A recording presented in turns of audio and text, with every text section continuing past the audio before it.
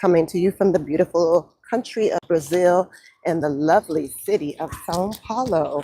And yeah, today I wanted to just chit chat a little bit.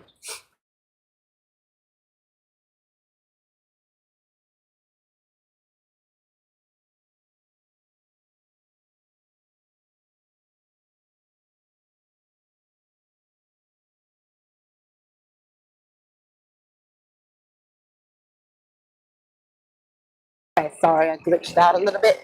But there's a lot that goes on when it comes to being prepared for a move abroad. And the reason being is that, for a lot of us, we're just not used to um, being uncomfortable, going through major changes and putting ourselves in those major changes so that we can, in time, experience a better quality of life. So this is a voluntary discomfort that you'll be enter into if you decide to go to a country that you've never been to, that you don't know anything about, to speak of, and that you've never lived in. And so, readiness is a big, big and very important thing. And, when you're talking about traveling and moving abroad with family, readiness is even more important because you have to really consider whether such a major move like, moving to another country is something that your family will be able to work through and to become successful at in time. So if you have children, you have to really be considering some things. If you have children and they're used to having two parents around, and say you've broken up with the other parent, so maybe you're co-parenting, and you decide, maybe because you have full custody and are able to make these decisions, you decide you want to move international away from the other parent. These are kind of some of the things you need to be thinking of, like, are we ready to do this? Is this something we can really do? Is it practical given my circumstance? Readiness is also, mental readiness. Am I ready to deal with the discomfort that's going to come with me moving to another country? Having less access to some of the things that I'm used to. Some of the amenities that I'm used to might be there, but it might be harder to find them. Things will be very different. Things are not going to be the same when you move abroad. You're going to have to deal with some uneasiness with the systems, with the way things go. In America, we're used to having things, fast, pretty easily, and all of these things. And so sometimes, especially if you move to a developing country, it's much more challenging working through some of the bureaucracy, working through some of the slowness in the system and the clunkiness of things, right? For me, I live in Brazil. I find that actually things go pretty smooth here once you get through the initial bureaucracy. So it is a country that is heavy, it's difficult on the front end, and then it becomes very, very easy as you go forward, right? And so it's actually, and I don't really consider Brazil to be a developing nation at this time. I mean, it is one of the wealthiest nations in the world, but I've been here, I lived here 20 something years ago, and I would definitely say it was definitely a developing nation at that time. And things were even, more challenging. But yeah, I mean, when you are looking to make such a major shift in your life and do it with children and family, even if you're married, everybody has to be ready. And so there's a certain level of preparing that takes, or a certain type of preparing that must take place. And it can't just be the physical stuff. It can't just be, okay, where are we going to live? What are we doing? What, you know what I'm saying? Where are we going? Where are we going to live? What are the details? What's the currency exchange? All of that stuff, you're going to need to know all of that. But you're also going to need to be very, very focused in on the preparedness, particularly of the children and of yourself, to make a move that will be successful, one that you won't have to be bouncing back from, and running back to the US within 3, 4, 5 months, because, it just, you and the family just aren't able to hack that. And so there are things that you can do to prepare that I'll talk about. And, for those of you who don't know, this is Find Your Free. I am a single mom who has peace and love for those who are coming on. I'm a single mother. I've been traveling and living globally with my children since my daughter was 1. So she's 20 something. She's almost 21 now. yeah, almost 21. So for a lot of years. And then I had my son, and then we've been doing a lot of traveling as well. But also not just traveling, just to be out here moving from place to place, because that's not my style, but moving places and sinking in and then getting acclimated in different locations and feeling the discomfort of trying to figure out how to have a successful, good life that flows in places where things are just not like what I'm used to. Okay. And so I've been doing this for a long time. And some of the things that I have always done that have helped me kind of prepare myself outside of heavy researching, you know what I mean? So you're going to be doing a lot of research, and you're going to be doing a lot of looking in Facebook groups, looking in different groups, WhatsApp groups for the location that you're looking to move to, and just trying to get a sense and a feel of the place. But even before all of that, I am going to do a lot of kind of internal query, right, and search. So looking into spiritual aspects of, you know, what I'm doing, saying different affirmations about me, you know, knowing what is right for me and knowing what is right for my children, and being very powerful to make good decisions for me and my family in regards to this move, okay? And really tuning into my intuition, even doing some journaling and writing out the things that I want to experience with my children, okay? The experiences I want to have, the experiences I want them to have, the growth that I want to see for all of us, and you know how this particular place that I might be looking to move to can actually help me to meet those needs, as opposed to where I'm at. You know, so usually, like if I'm in the U.S., I can write a whole long list of reasons why it's good to get out of there. But thinking about the things that we need for our growth on our path, writing all of that out, looking at, you know, also writing out all the pros and the potential cons of that location, and kind of having that visual framework, you know, to go from, so that you know, kind of what to expect, what things could go wrong, and that is particular to the location you're looking at, and also, you know, what growth can come forward for you and your family. And it's important. You really want to pick things apart on an energetic level like that, not just, you know, worrying about, like I said, just the physical aspects of things, but really dive into what your needs are as a family. Like for me and my family, for example, we're all creative. So me and my two children are all musicians, dancers, you know, visual artists, everything. Everybody does all kinds of shit. So because of that, I can't just go and, you know, just go anywhere with them. I have lived in different small towns up north in Costa Rica. We've lived in parts of Africa. We've lived in islands all over the place. We've lived all over the Caribbean. We've done, you know, we've lived in Europe. We've been to all these different places. But if I'm going to choose somewhere that is actually invigorating for me and my children's lives, and it actually gives us, you know, a holistic, you know, where we can tap into all aspects of ourselves with ease and feel inspired, I probably am not going to go and be sitting up in a little town up north in Costa Rica like we tried for 6 months. You know, for me, the best option at this time, given where we are in our individual quest for just inspiration around creativity, is somewhere like where we are now, which is Sao Paulo.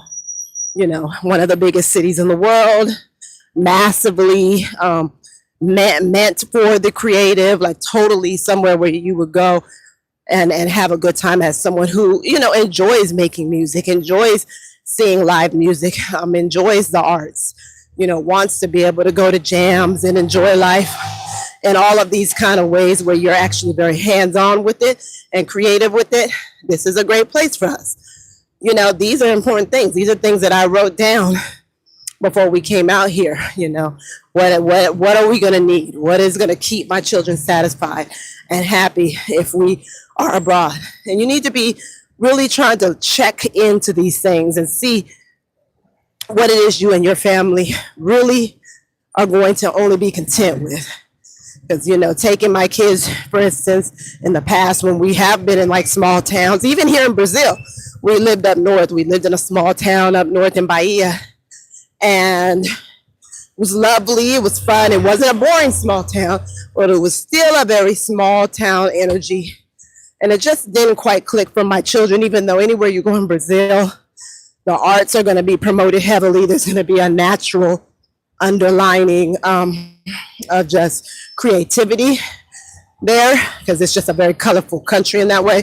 But you know, that small town atmosphere was not, it was gorgeous, it was nature, there was everything there, but it just wasn't what we needed as a family, you know, at that time. And so we didn't end up staying up there. We actually ended up moving down here the first time we were here in Brazil during the pandemic as a family, because I hadn't brought my children to Brazil. I had already lived out here, but I hadn't brought them until during the pandemic. And so, you know, all of that to say that, you know, really identify what your specific needs are and identify this first and foremost. And then from that point, then you can start to really consider, okay, well, what locations on the planet seem to kind of check a lot of the boxes for me and my family, you know, and you go in from there with your research. You know, you have your list of needs and things that you desire to have in place, and you are checking off to see if these things will be satisfied in this location. And it's really important that you get firsthand accounts, whether that be through Reddit, whether that be through Facebook groups or whatever, but that you're in touch with people on the ground so that they can give you a realistic understanding of what things are like in that place. And you want to do all of this because, again, one of the biggest issues and challenging issues with moving abroad with families is actually being able to just stay gone, if that's a goal of yours. If you know you're tired of the American system, and we know this is not a new thing, it didn't just come about when Trump came into office. The country has always been just lowly, and I mean, I'm sorry, but it's always been that. And so for those of us who've been seeing through everything and know that, you know, that is nowhere to be raising a family, you know, you're going to really, really need to be. Oh, I lost my train of thought. But yeah, anyway, saying all that to say is that it's really important that you really kind of try to do what you can so that you don't have to bounce back, so that you don't have to end up back in the U.S. right away, if that's not a goal of yours. If you're just thinking you want you and your family to go abroad for a little bit, you know, and try it out and see the vibe, see how it is, and you know you're going to probably head on back at a point or whatever, that's different. But if you know that you want to go and be gone and stay on from that rat race, then you're going to have to do some initial planning. And you're going to need to do some initial mental preparedness to make that happen. Hi, Amy. To die is again. Okay, goodbye. We're really not, I'm not promoting no religious stuff over here. But yeah, so that's it. You all, that's not it. I mean, I have a lot to say about this subject. Other things to consider is just your finances. Obviously, I mean, that's going to be high on the list of considerations. You're not necessarily going to go somewhere. For instance, if you're in the United States, it's one of the most expensive places to be, especially right now. But you might not want to go to the UK from the US if you know that you want to have a lifestyle that allows you to maybe save more, maybe have more money that you can put towards investments, you know, things like that. If you know that you want a different experience financially so that you're not being completely zapped and vamped out of all of your funds, like it's happening for a lot of people in the United States, then you need to be really making sure you choose a place that can give you the quality of life you need and is also affordable. And there are a lot of countries like that. We have got it in our head that there aren't, but there are a lot of countries where you can have a great quality of life without having to expend and spend all of your hard-earned money. Okay? So also really keeping that in mind and being realistic. But first, you got to know what you need and what you and your family need. And you get that and you write your check boxes out.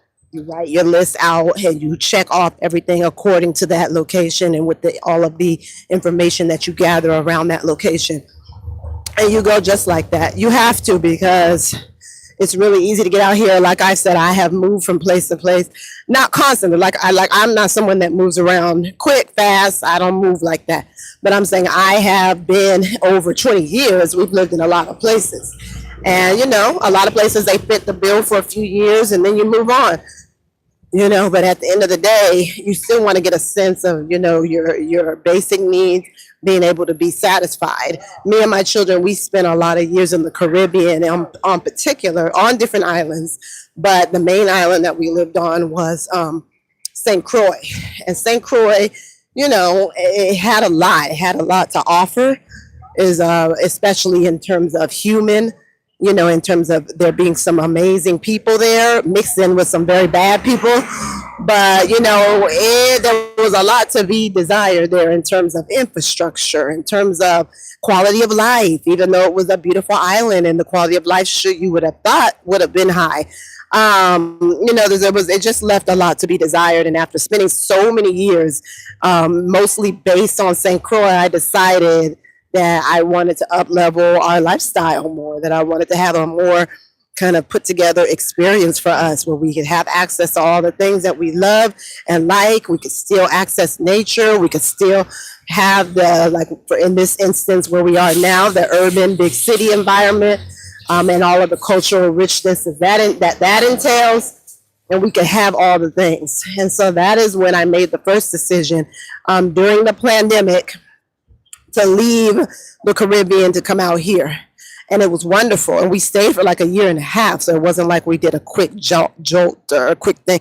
Hello. Just wanted to pop in and say you're grateful to be around. We are all people, Black, white, Asian, who cares? Keep being positive and let your smile show. Oh, well, that's a very sweet thing to drop here in the chat. Thank you for that.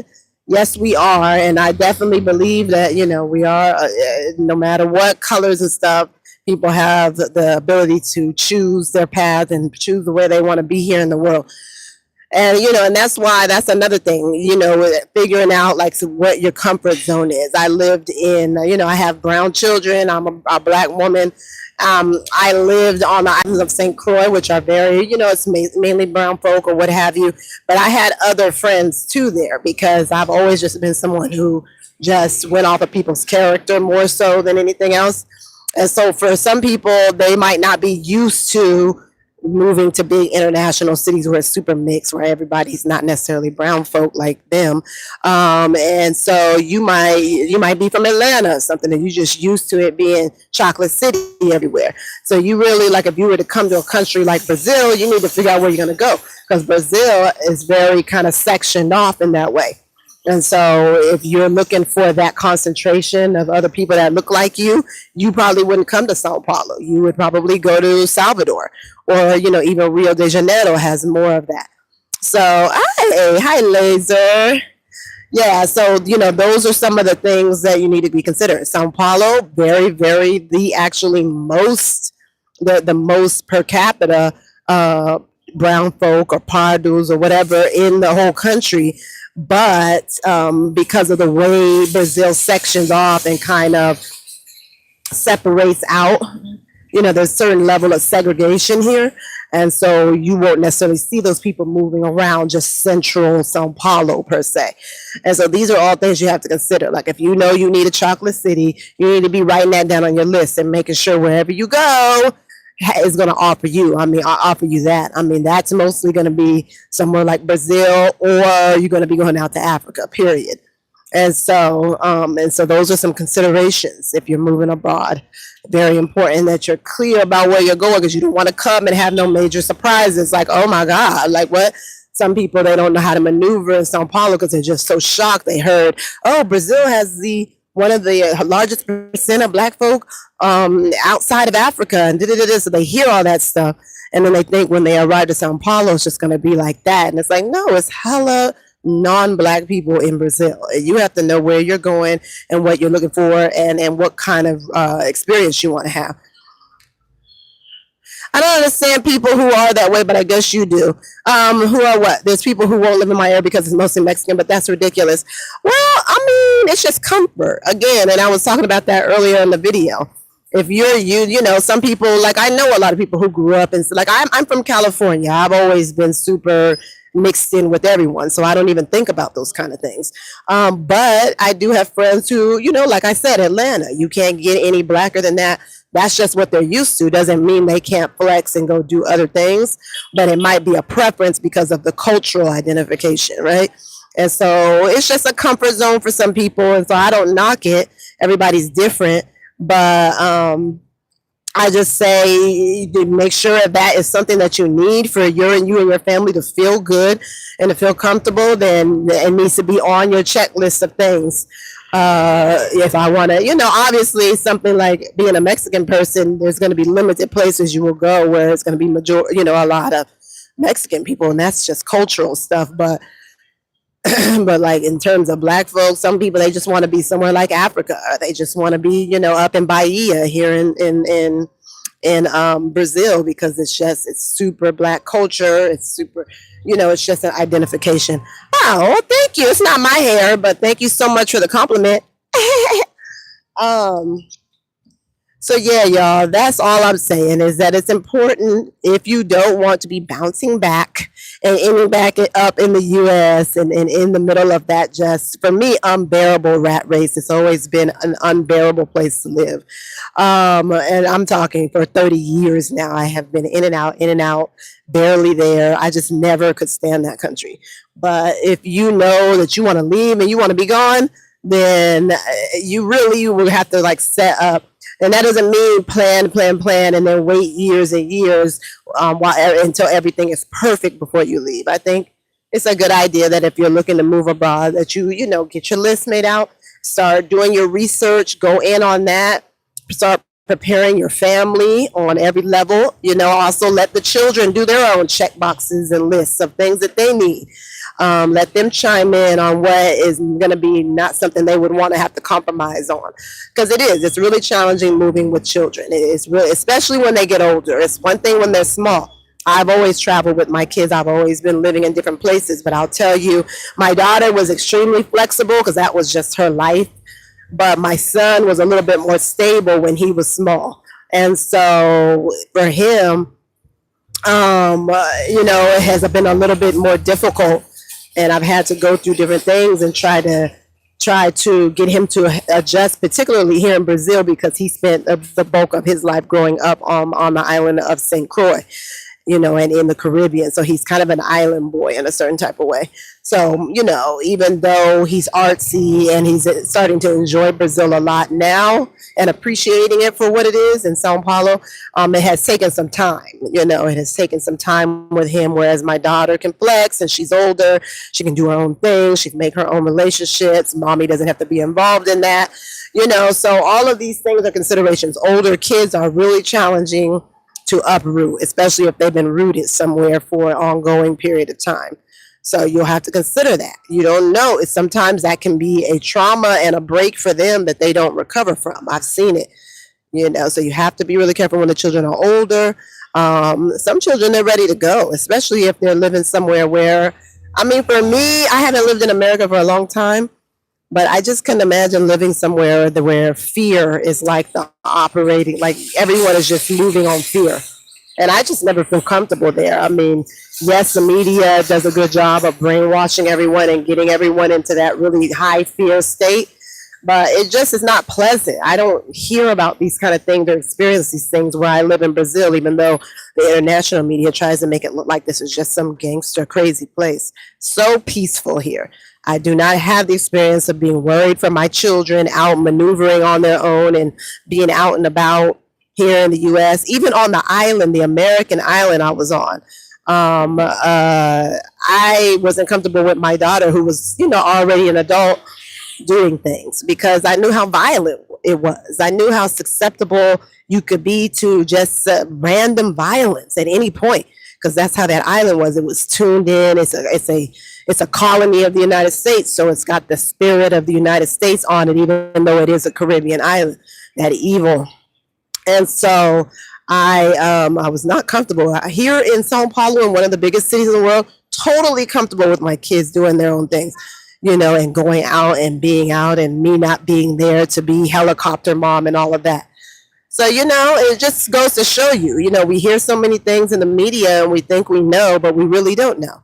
you would think in such a massively large urban area that that it would be a really kind of concerning security issue. Not at all.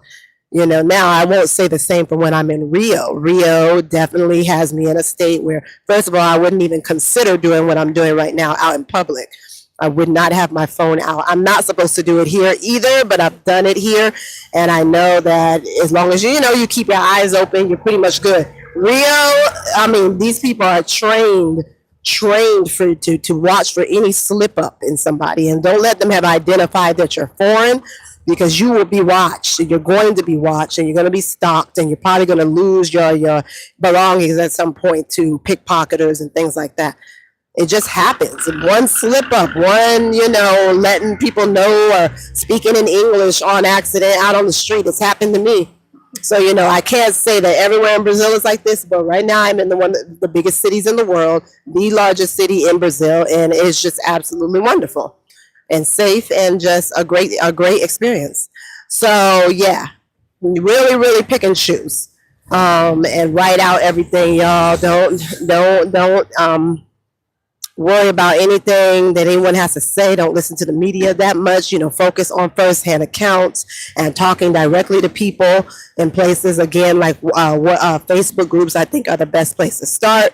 As you get more connected within the country that you're looking at, then you'll start to get access to like different WhatsApp groups that are even more interesting ways to have those firsthand conversations with people who are on the ground, who are there, who are living, who have done it for years. I mean, the amount of expats that move to Brazil and stay for like super long, like I know so many people who have been here over 10 years.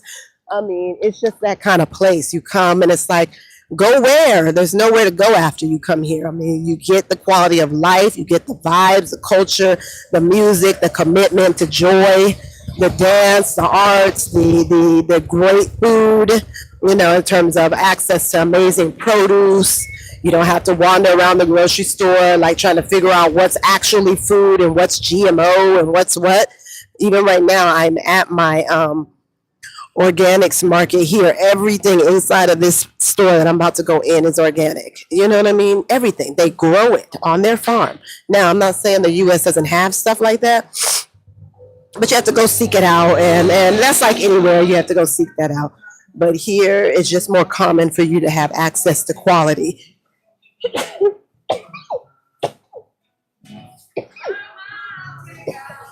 Ooh, just had a sneezing fit.